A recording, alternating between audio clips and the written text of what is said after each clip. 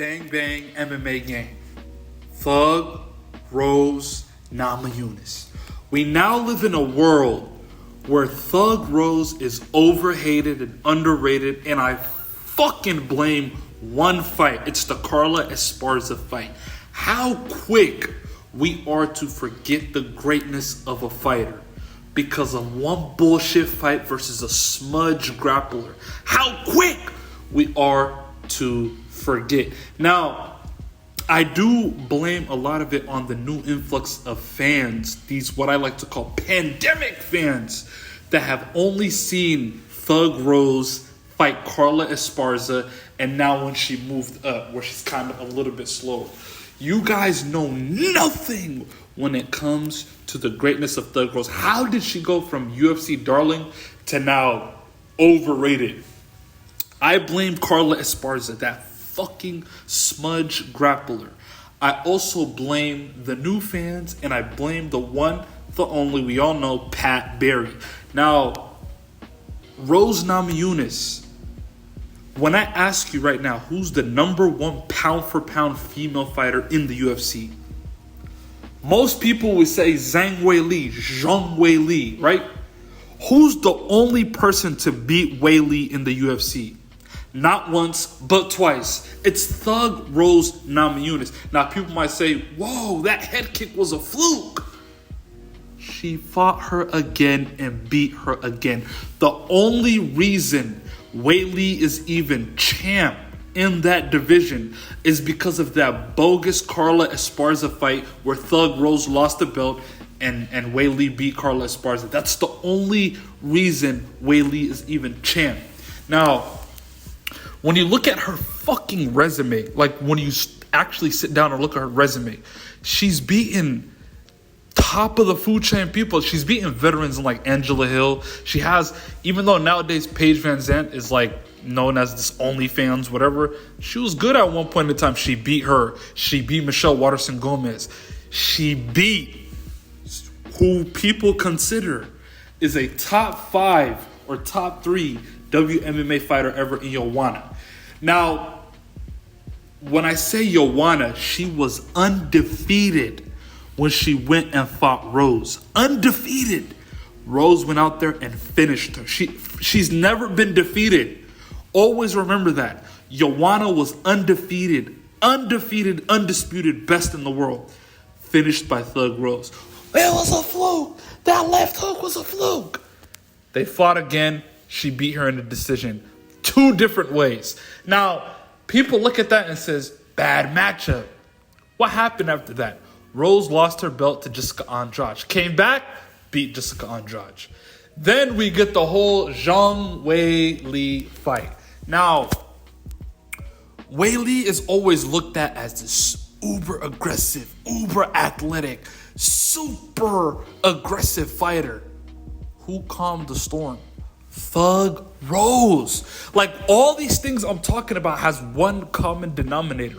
Thug Rose Namajunas head kicks Zhang Wei Li into the stratosphere, sending her back to Xi Ping Lang in China. It was a fluke. It was a fluke. They fight again, beats her in a decision. Now, without having context, if your first fight of watching Rose Namajunas is the Carla Esparza fight, the second fight, and then you've seen her lose to Manon where she broke her finger, and then you've seen her beat Amanda Ribas, you would think going into Tracy Cortez, you think, Tracy Cortez is 11-0 in her last 11. She's 11-1 in the UFC. She's going to walk through Rose. Never in a million years will that happen. I don't get it for the life of me. People are now saying Tracy Cortez, who is another smudge grappler who will sit in half guard and hold you there to wreak out a decision. Let's take a step back. If I'm being objective and I'm looking from an outside's point of view, Tracy Cortez is a smudge grappler who has okay boxing and okay striking. She is a dog, has a lion heart, but is an absolute smudge grappler. Now, even Valentina Shevchenko has come out and said Rose has submitted her multiple times in training. Rose has great jiu-jitsu. Rose has great stand-up, one of the best movement in the UFC, including men's. It all comes down to that Carla Esparza fight. And it all comes down to fucking Pat Barry.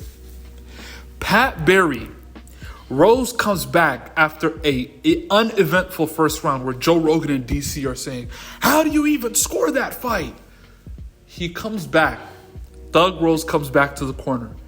Pat Barry says, forget about the booze. They don't know what they're talking about. You're doing a great job out there. Now, as a fighter, you know you're not doing a good job. You're not even throwing. The judges can't score the fight because you're not throwing. Nope. It's just who's moving forward. Carla Esparza is moving forward. We give her the round. Instead of giving her great advice, he says that fucking bullshit. Where is Trevor Whitman? We don't know the details on why Trevor Whitman and Thug Rose broke up. I don't know why he's not the trainer anymore. I promise you it has something to do with Pat Barry. Thug Rose doesn't even implement high kicks anymore. Thug Rose isn't aggressive anymore. I don't get it for the life of me. Pat Barry, you messed up Thug Rose in her head.